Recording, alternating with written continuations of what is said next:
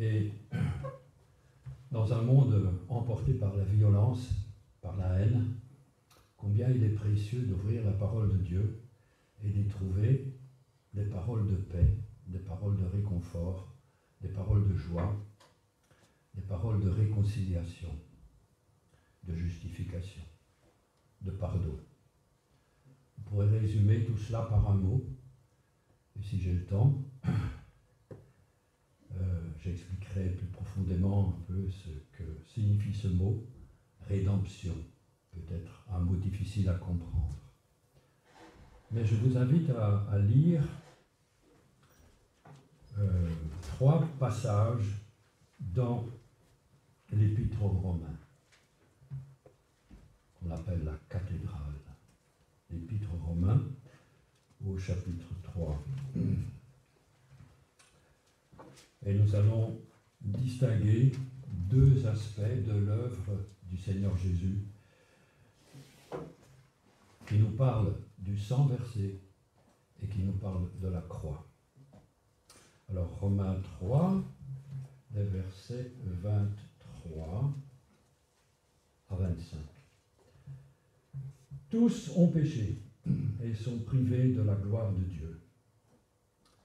Et ils sont gratuitement justifiés par sa grâce, par le moyen de la rédemption qui est en Jésus-Christ.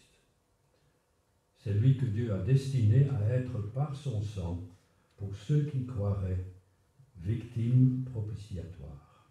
Jusque-là. Deuxième passage, c'est dans Romains 5, les versets 8 à 9. Romains 5, versets 8 à 9.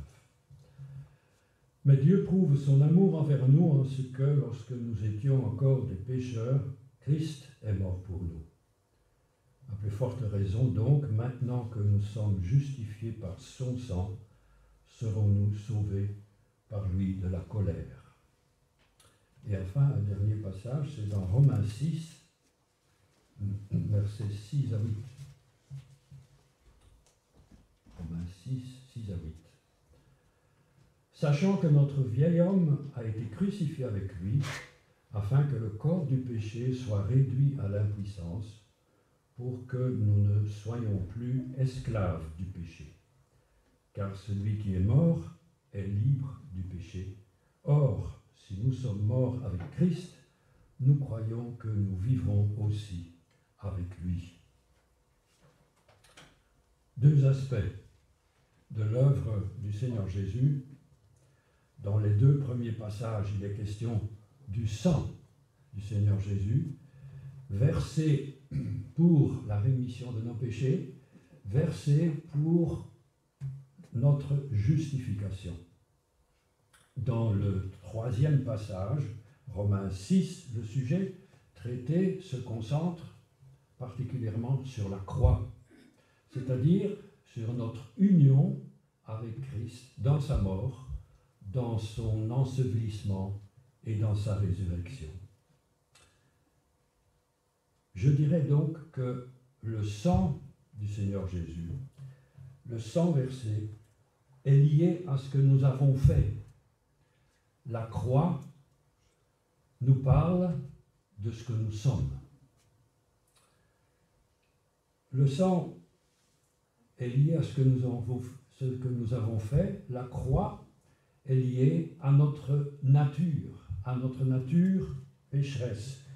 Elle va frapper au plus profond de notre nature pécheresse. Alors, si vous voulez bien, ce matin, on va d'abord commencer par les 2 premiers passages, Romains 3, Romains 5, nous parler du sang versé. Et pour parler du sang versé, il est nécessaire de faire un flashback, comme on dit, de retourner à l'origine, de nous souvenir de ce qui s'est passé à l'origine.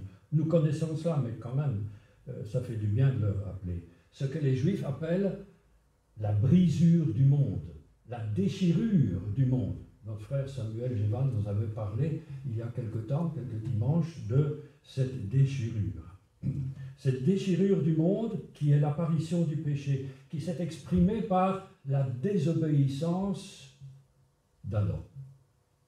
Romains 5, verset 19, nous dit ceci, « Par la désobéissance d'un seul homme, tous les autres ont été rendus pécheurs. » Il y a un autre verset qui nous dit, « Par l'offense d'un seul, tous sont morts. » Par l'offense d'un seul, tous sont morts.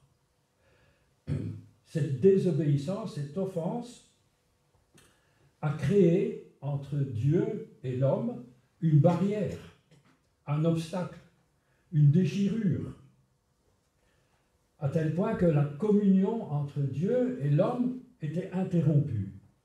C'était une séparation qui éloignait l'homme de la gloire de Dieu.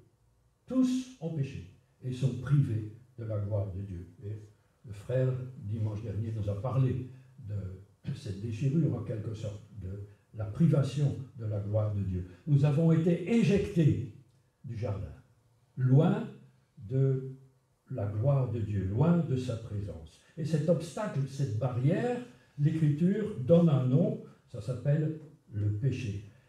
Et dans Romains 3, verset 9, nous trouvons ceci, « Tous sont sous l'empire du péché. » Juifs et grecs, c'est-à-dire juifs et païens, les goïms, les autres, et nous aussi, y compris. Donc, en fait, ce n'est pas seulement ce que j'ai fait qui est mal, mais c'est ce que je suis qui est mauvais. À l'origine, je suis mauvais. Et Paul le dira, le mal est attaché à moi. Je ne peux rien y faire. C'est ma nature. J'ai une nature pécheresse. Et si j'essaie de corriger cette nature pécheresse, je n'y arrive pas. Et plus j'essaie, plus je me rends compte que les racines sont profondes. Il est impossible de me débarrasser de cette nature pécheresse. Parce qu'elle nous vient de notre naissance. Parce qu'elle est héréditaire. Elle nous vient d'Adam. Il nous l'a transmis, cette nature.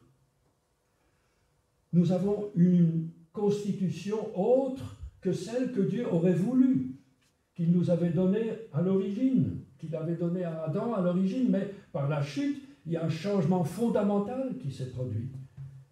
Et nous en subissons les conséquences.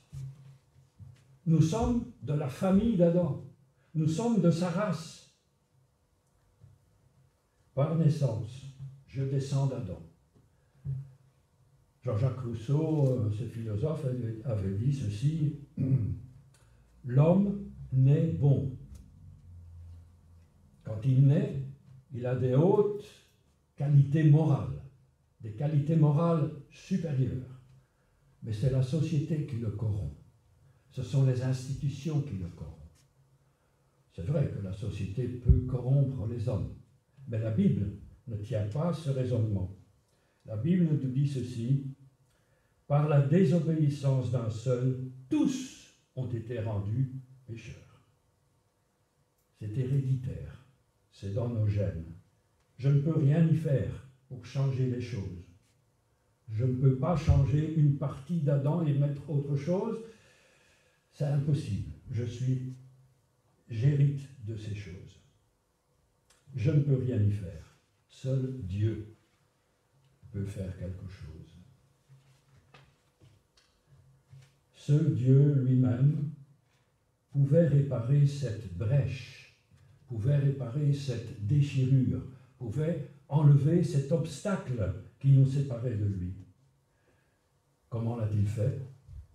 On l'a rappelé ce matin, en nous pardonnant nos péchés. En nous pardonnant nos péchés. Parce que si nos péchés ne sont pas pardonnés, c'est son jugement qui nous atteint. C'est la condamnation qui nous atteint. Et comment pardonner nos péchés? En fermant les yeux sur nos péchés?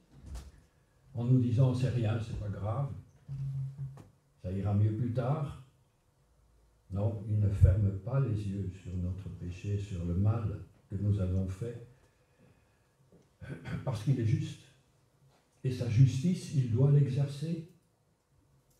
Mais il a pourvu à un substitut qui a pris le jugement, notre condamnation. Il l'a pris sur lui. en la personne de Jésus-Christ. Par son sacrifice, Jésus est mort sur la croix, nous venons de le rappeler. Il est notre substitut qui efface nos péchés. Et pour bien comprendre ces choses, il serait bon de retourner en arrière encore dans le calendrier de la Torah, le 25 septembre, et on en a parlé beaucoup ces derniers jours. Le 25 septembre, c'était la fête de Yom Kippour, c'est-à-dire le jour des expiations, le jour du grand pardon. Et rien n'explique mieux cette question de péché, de la rémission des péchés, du règlement des péchés, que ce jour du Yom Kippour. Nous trouvons ça dans Lévitique 16. Le jour de Yom Kippour, un animal, un taureau, était apporté, était sacrifié sur l'autel des sacrifices, devant le peuple rassemblé, aux yeux, à la vue de tous. Et le souverain sacrificateur prenait le sang de ce taureau et le portait dans le tabernacle, dans le désert ou dans le temple, dans le tabernacle, au-delà du voile, dans le lieu très saint, et offrait à Dieu ce sang. Il faisait l'aspersion de ce sang 7 fois sur le couvercle de l'arche de l'Alliance, qu'on appelle le propitiatoire, qui rendait ainsi Dieu propice au peuple d'Israël. Et le souverain sacrificateur apportait ce sang, faisait l'expiation des péchés, de ses propres péchés et des péchés du peuple. Et il y avait là, au-dessus du tabernacle, au-dessus du propitiatoire, 2 chérubins, les yeux dirigés vers ce sang. C'est-à-dire que Dieu voyait le sang. Dieu voyait le sang. Et c'était une transaction qui avait lieu entre Dieu et le souverain sacrificateur. Le peuple ne le voyait pas. Le peuple attendait l'issue des événements. Le peuple était dehors. Il attendait impatiemment, dans la crainte quelquefois, dans la peur, que le souverain sacrificateur ne sorte pas. Mais ça ne s'est jamais passé. Ça marque la grâce de Dieu envers son peuple. Mais c'était une transaction qui était faite. Et c'était une offrande du sang de l'animal, qui était agréable à Dieu. Et Dieu trouvait sa satisfaction dans le sang de l'animal qui était versé là sur le propitiatoire. Je dirais donc que la première valeur du sang de Jésus-Christ, c'est que Dieu a vu le sang de Jésus-Christ. Et nous avons la même idée lorsque le peuple d'Israël se trouvait en Égypte. Lors de la célébration de la première Pâque, l'Éternel avait dit à Moïse que les enfants d'Israël devaient mettre le sang d'un agneau sans défaut et sans tache sur les montants et le linteau de la porte. Les enfants d'Israël étaient dans leur maison, ils ne voyaient pas le sang. Mais Dieu avait dit, je verrai le sang et je passerai outre. Je verrai le sang et je passerai outre. Le destructeur, le fléau destructeur ne vous atteindra pas. Et là, nous avons encore une illustration que le sang versé est présenté d'abord à Dieu. Et c'est important. La sainteté de Dieu, sa justice, demandait qu'une vie sans péché soit donnée pour l'homme. Et il y a ce verset dans la Bible qui a été mal interprété, mal compris. La vie est dans le sang. La vie est dans le sang. Le sang du Seigneur Jésus qui a été versé sur la croix nous donne la vie. Il nous donne la vie. Il a satisfait le cœur de Dieu. Il a satisfait sa justice. Et Dieu a détourné ainsi la colère de son peuple, comme Dieu détourne sa colère de nous. Il a détourné son jugement de son peuple. Le souverain sacrificateur était, en figure, une image de celui qui allait venir.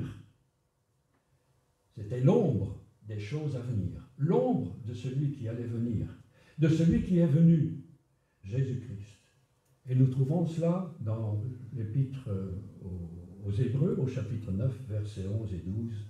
Je rappelle, pour des versets bien connus, « Christ est venu, il est entré une fois pour toutes dans le lieu très saint, en offrant non pas le sang des boucs et des veaux et des taureaux, mais son propre sang. Et il nous a ainsi acquis une rédemption éternelle. » Nous avons ici la première valeur du sang du Seigneur Jésus.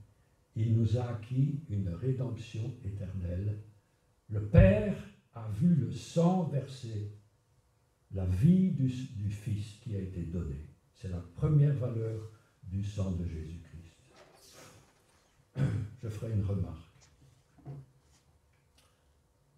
Lorsque nous étions non-croyants, nous n'étions peut-être jamais troublés dans notre conscience. Ce que j'ai fait, je l'ai fait. Il a mérité ce que j'ai dit ou ce que je lui ai fait. Bon, on n'est pas troublé dans sa conscience. La Bible dit que lorsque nous étions des incroyants, notre conscience était morte. Elle ne parlait pas. Mais lorsque nous avons cru, notre conscience a été éveillée. Et notre conscience éveillée a fait surgir en nous un sentiment de culpabilité. C'est vrai, j'ai fait ça, je n'aurais pas dû. Mais ce sentiment de culpabilité peut devenir très grand. Tellement grand qu'il peut nous paralyser. Et qu'on en arrive à dire, ce péché-là que j'ai commis, Dieu ne me le pardonnera jamais. Autrement dit, le péché que j'ai commis est plus grand que le sang de Christ. N'oublions pas ce que je viens de dire, ce que Dieu a dit. Je verrai le sang et je passerai outre. Je verrai le sang et je passerai outre. Le sang versé est précieux. Pierre nous le rappelle. Ce n'est point par des choses périssables, par de l'argent, par de l'or, que vous avez été rachetés de la vaine manière de vivre, hérités de vos pères. Là encore, l'héritage. Mais par le sang précieux de Christ, comme d'un agneau sans défaut et sans tache. Pierre parlait à des Juifs. Les Juifs comprenaient bien cela, comme d'un agneau sans défaut et sans tache. C'est une question de foi que nous devons mettre dans la parole de Dieu. Tous nos péchés, sans exception, il les pardonne. Il a payé pour ça. Ce n'est pas par de l'argent ni de l'or. Ouais, Dieu a payé autant, mais moi aussi, pour ces péchés-là, moi j'aimerais bien payer un petit peu plus. Ou bien j'aimerais bien faire, si je fais un pèlerinage, je serai peut-être pardonné pour ces péchés-là. Non, tous nos péchés sont pardonnés. Il a payé pour cela. Puisque Dieu voit le sang de Christ, nos péchés sont effacés. C'est le grand pardon. Dieu passe outre. Mais si le sang de Christ a satisfait le Père, il doit nous satisfaire aussi. Si le sang de Christ a satisfait le Père, il doit nous satisfaire aussi. C'est la seconde valeur du sang de Jésus-Christ. Nous allons lire Hébreux 10, le verset 19. Hébreux 10, verset 19 à 22. Ainsi donc, frères, nous avons au moyen du sang de Jésus une libre entrée dans le sanctuaire par la route nouvelle et vivante qu'il a inaugurée pour nous, au travers du voile, c'est-à-dire de sa chair. Et nous avons un souverain sacrificateur établi sur la maison de Dieu. Conséquence. approchons-nous donc avec un cœur sincère, dans la plénitude de la foi, les cœurs purifiés d'une mauvaise conscience et le corps lavé d'une eau pure. Hébreux 10, que fait le sang de Jésus-Christ? Il purifie nos cœurs d'une mauvaise conscience. Autrefois, nous avions une mauvaise conscience. Mauvaise conscience. Pourquoi? Parce qu'il y avait un obstacle. Cet obstacle, cette barrière, ça s'appelait le péché. Mais l'opération du sang de Jésus a enlevé cette barrière. Ma conscience, elle a été libérée, elle a été délivrée, elle a été purifiée du poids de ce péché. Ma conscience est libérée. Conséquence, ma culpabilité est enlevée. Je ne suis plus coupable. Dieu nous considère comme des justes parce que j'ai été libéré du poids du péché. Et de ce fait, je peux m'approcher de lui, comme le dit l'auteur de l'Épître aux Hébreux, avec assurance, non pas dans la crainte du jugement, du châtiment, de la condamnation, mais avec assurance. Je peux m'approcher de lui avec assurance. Et cette valeur du sang de Jésus-Christ, elle est toujours actuelle. Maintenant, elle est actuelle. Lorsque nous sommes entrés dans ce lieu de culte ce matin, sur quelle base est-ce que nous sommes entrés? Parce que peut-être ce matin, j'ai fait quelque chose avant de venir pour le Seigneur, j'ai fait quelque chose de bien pour lui. Parce que hier, j'ai été tellement aimable avec les gens que j'ai rencontrés. Parce que avant-hier, j'ai été tellement patient. Est-ce que c'est sur la base de mes propres mérites que je peux m'approcher de Dieu? Exclusivement sur la base du sang de Jésus-Christ versé pour lui. Si c'est sur mes propres mérites, j'aurai mauvaise conscience. Une bonne conscience n'est jamais basée sur une victoire que j'aurais pu remporter moi-même. Mais une bonne conscience, elle est toujours basée sur le sang de Jésus-Christ. Je m'approche de Dieu en m'appuyant seulement sur les mérites du sang versé pour moi à la croix.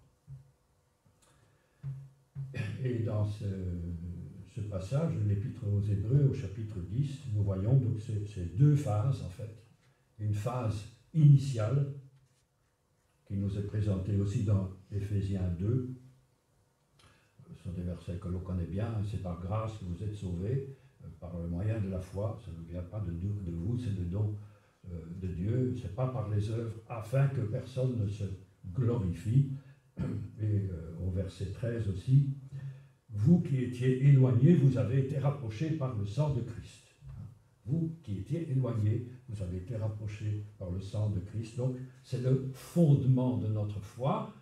Mais maintenant, c'est sur ce même fondement, sur le sang de Christ, que nous devons continuer. Et l'apôtre nous exhorte d'ailleurs dans Hébreux 10 à le faire. Puisque nous avons un libre accès dans le lieu saint, dans le lieu très saint, grâce au sang de Jésus, approchons-nous. C'est sur la base de ce sang de Christ que nous pouvons nous approcher. Au commencement, j'ai été rapproché par le sang de Jésus-Christ, et pour continuer dans ma relation nouvelle avec Dieu, c'est toujours sur cette même base du sang de Christ que je peux me référer, que je peux m'appuyer. Jamais sur mes propres bases à moi, et jusqu'à la fin, ce sera toujours et uniquement sur la base de ce sang de Christ.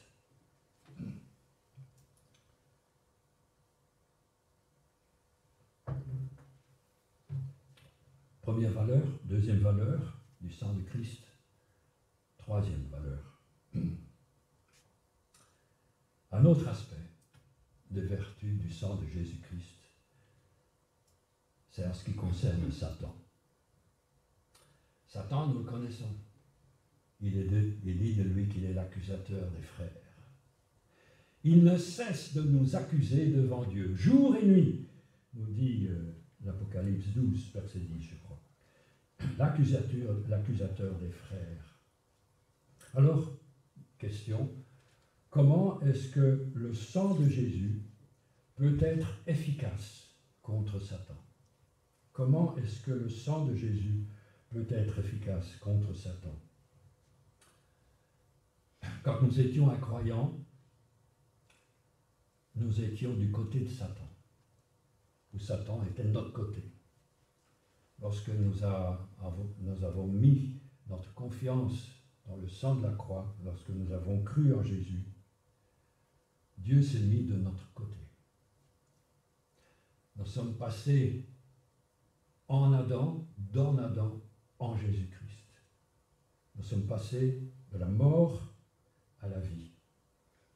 Lorsque nous étions en Adam, la communion était rompue. À cause du péché, Dieu était obligé de se retirer et il était moralement incapable de nous défendre. Nous sommes en Jésus-Christ, c'est-à-dire que maintenant, nous sommes sous la protection divine. Nous sommes sous la protection divine. Et ainsi, nous pouvons faire face à Satan. Peut-être qu'il nous est arrivé de penser qu'il y a des péchés impardonnables.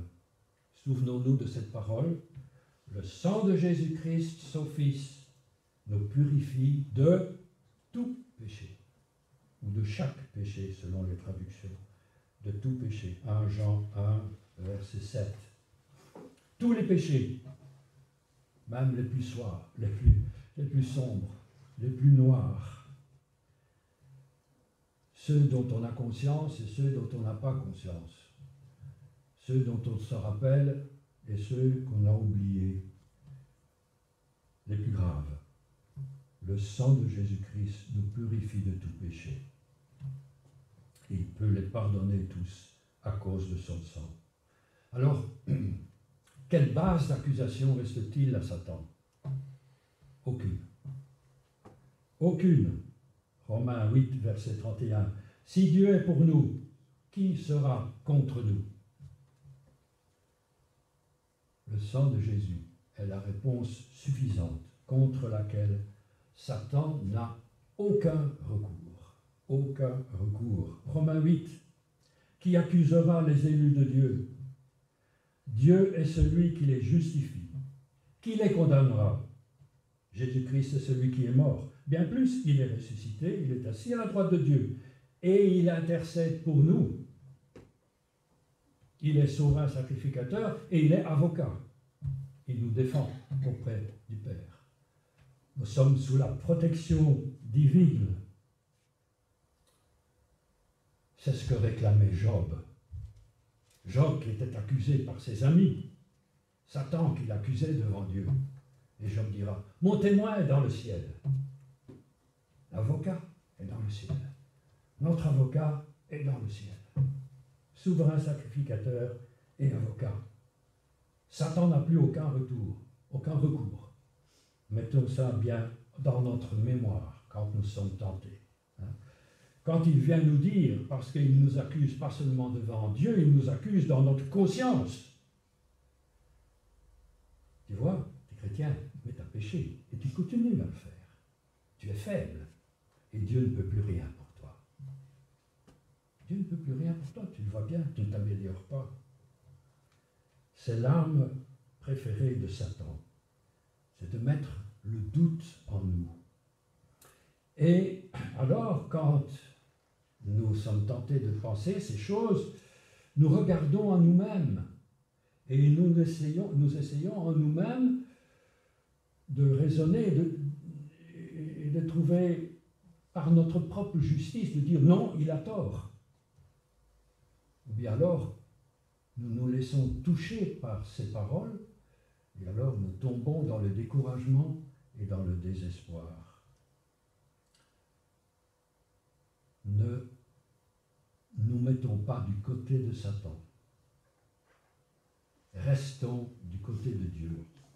sur le fondement qui nous a été donné, le sang de Jésus-Christ.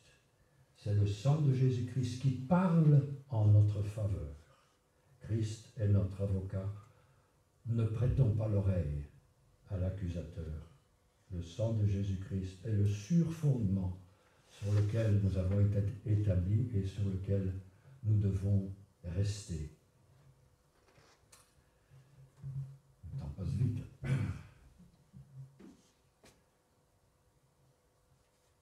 J'ai abordé le sang de Jésus-Christ pour terminer. Le deuxième aspect, la croix. La croix de Jésus. J'ai dit tout à l'heure, et je le répète, le sang agit à l'égard de ce que nous avons fait, nos péchés. La croix agit à l'égard de ce que nous sommes. Et qu'est-ce que nous sommes? Des pécheurs. Et nous avons en nous ce qu'on appelle, ce que la Bible appelle, Paul, le vieil homme. Le sang règle la question de nos péchés. Le Seigneur Jésus nous a portés sur la croix. Il a subi la condamnation, nous apporte le pardon, la justification, la réconciliation, la rédemption. Mais il nous faut faire un pas de plus. Il faut savoir une chose qui est essentielle. Le sang peut nous laver de nos péchés, mais il ne peut pas nous laver de notre nature pécheresse, de notre vieil homme. Il ne peut pas nous laver de notre vieil homme. Pour ça, il faut que je sois crucifié. Je ne peux pas me crucifier moi-même, mais j'ai été crucifié avec Christ. Quelqu'un a dit, le sang met de côté les péchés, mais il faut la croix pour mettre de côté le pécheur. Par la désobéissance d'un seul homme, tous les autres ont été rendus pécheurs. En fait, de naissance, je suis pécheur. Qu'est-ce qui doit se passer pour que mon vieil homme disparaisse, pour que je ne sois plus esclave du péché? Je dois faire mourir ce vieil homme. Mais comment le faire mourir? J'ai beau essayer, j'y arrive pas. J'y arrive pas. Et là, c'est Dieu qui a trouvé encore la solution. Lorsque Christ est mort sur la croix, lorsqu'il a été crucifié, j'ai été crucifié avec lui. Bien que je ne sois pas né, j'ai été crucifié avec lui. Lorsqu'il est mort sur la croix, je suis mort aussi avec lui. Lorsqu'il est ressuscité, je suis ressuscité aussi avec lui.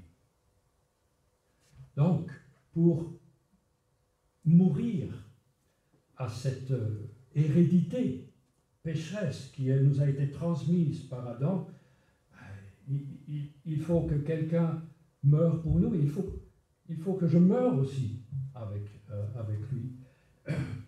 Et c'est ce que Paul dit. Nous sommes morts au péché. Comment vivrions-nous encore dans le péché? Nous sommes morts au péché.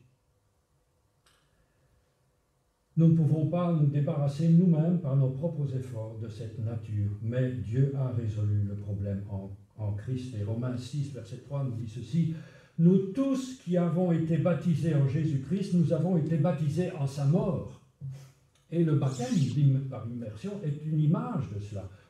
C'est un ensevelissement, l'ensevelissement du vieil homme, de notre vieille nature, qui ressuscite en vie nouvelle, en nouveauté de vie. Je répète, Jésus a été crucifié, nous avons été crucifiés avec lui. Il est mort, nous sommes morts avec lui. Il est ressuscité, nous sommes ressuscités avec lui. Dieu nous a mis en Christ à la croix.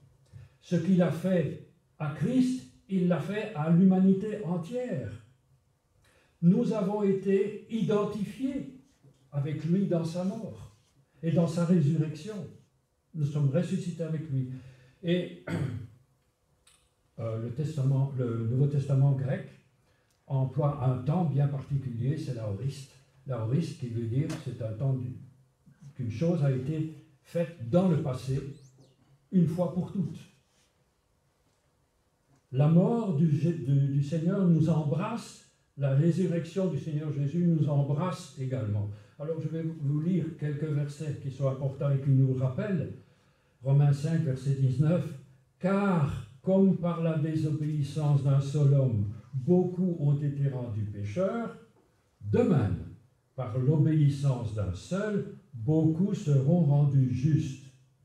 Nous étions en Adam, nous avons cru dans le sacrifice du Seigneur, nous sommes en Christ, passés de la mort à la vie. » Romains 6, verset 5. Nous sommes devenus une même plante avec lui par la conformité à sa mort. Nous le serons aussi par la conformité à sa résurrection. Je dirais même nous le sommes aussi, par la conformité à sa résurrection. Romains 6, verset 6. Sachant que notre vieil homme a été crucifié avec lui, afin que le corps du péché soit réduit à l'impuissance, pour que nous ne soyons plus esclaves du péché, car celui qui est mort est libre du péché. Vous êtes morts avec Christ. Galates 2, verset 20, bien connu. C'est Paul qui dit « J'ai été crucifié avec Christ ». Alors désormais, ce n'est plus moi qui vis, c'est Christ qui vit en moi. Comment est-ce que c'est possible que Christ vive en nous? Parce que nous sommes morts au péché, parce que nous avons été crucifiés avec Christ.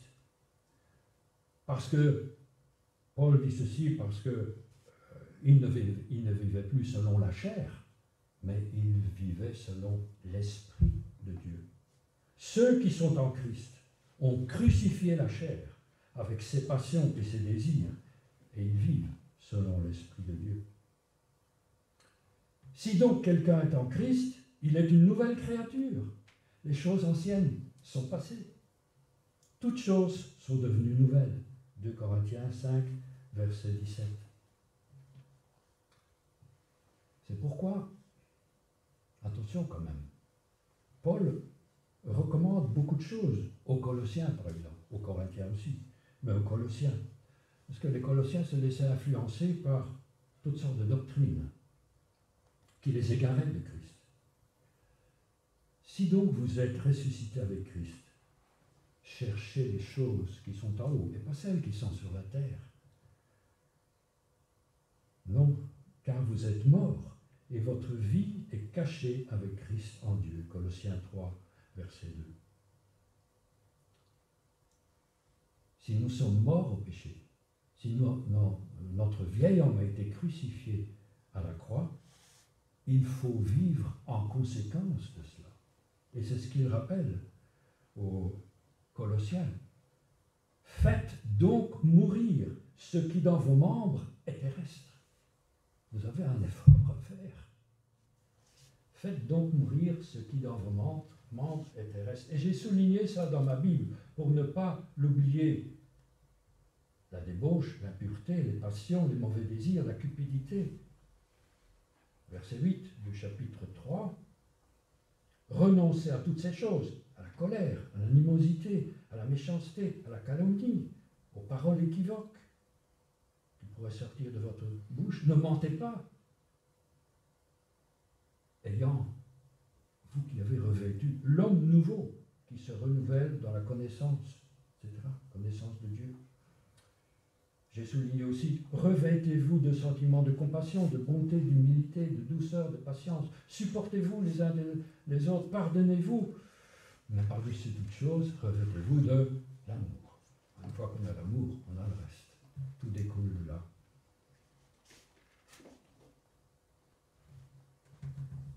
Toutes ces recommandations, parce qu'il faut vivre en conséquence, c'est le chemin du progrès. C'est le chemin de la sanctification. Et pour cela, nous avons été placés sur ce fondement du sang de Jésus-Christ, du sacrifice de Jésus-Christ. Il faut y rester. Sinon, qu'est-ce qui va se passer? Afin que le péché ne domine pas sur vous. Donc, restez sous l'œuvre du Saint-Esprit. restez toujours en communion avec Dieu, demeurez en lui. Je termine.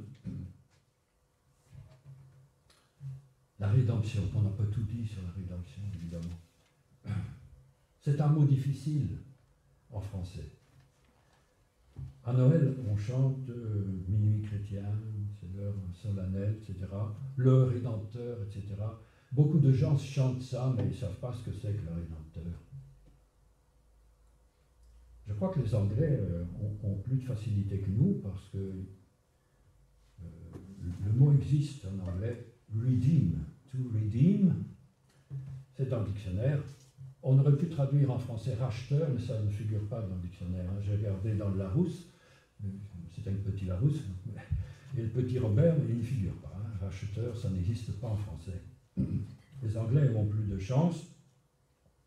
To redeem, ça veut dire payer une rançon, payer une somme, acheter la liberté de quelqu'un. On a vu tout à l'heure qu'il nous a délivrés du poids, du fardeau de nos péchés, de l'esclavage du péché.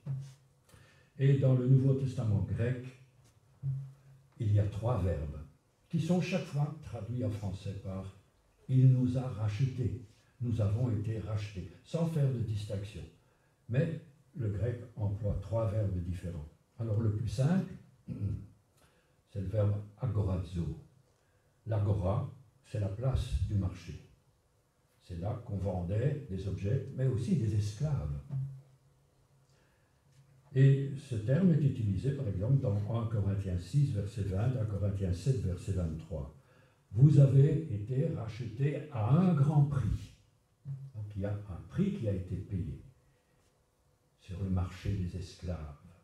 Jésus est venu, il a payé le prix sur le marché des esclaves. Nous étions. Et le deuxième terme, c'est ex-agorazo. Ça veut dire acheter au marché, ex, pour nous tirer du marché, pour nous faire sortir du marché. Pourquoi? Afin qu'il n'y ait plus de transactions possibles, afin que quelqu'un d'autre vienne dire non, celui-là, je te le rachète. Christ nous a rachetés définitivement. Il n'y a pas quelqu'un qui vient nous dire oui, mais ça, je le rachète. Non. Il nous a mis le sceau dessus. Nous sommes à lui, nous lui appartenons. Il a payé le prix fort pour cela. Il nous a emmenés hors du marché de l'esclavage. On trouve ça dans Galates 3, verset 13, par exemple.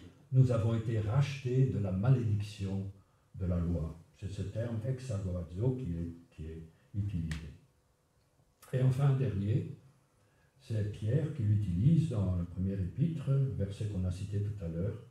Vous avez été rachetés par des choses, non pas par des choses périssables, comme de l'argent ou de l'or, c'est le verbe lutro, de votre vaine manière de vivre. Donc, se racheter, c'est ce verbe-là, ça veut dire délivrer moyennant rançon. Là, il y a une délivrance. Jésus est venu sur le marché de l'esclavage, il nous a achetés, il nous a fait sortir du marché et il nous a délivrés de l'esclavage. Nous ne sommes plus l'esclave du péché, nous sommes libres, il nous a délivrés. Ce sont quelques mots sur la rédemption, l'œuvre est merveilleuse. On n'a pas les mots suffisants pour exprimer tout ce qu'elle renferme. Mais nous voulons remercier encore une fois le Seigneur ensemble. Seigneur, merci pour ton œuvre. Elle est admirable. Et c'est par la valeur de cette œuvre que nous pouvons nous présenter devant toi et nous approcher ce matin librement. Non pas comme devant un juge, non pas d'avoir peur de la condamnation, du jugement, mais quel privilège de savoir que nous sommes délivrés du jugement et que nous sommes tes héritiers, que nous sommes tes enfants. Autrefois, nous étions du côté de Satan, maintenant tu nous as placés du côté du Père.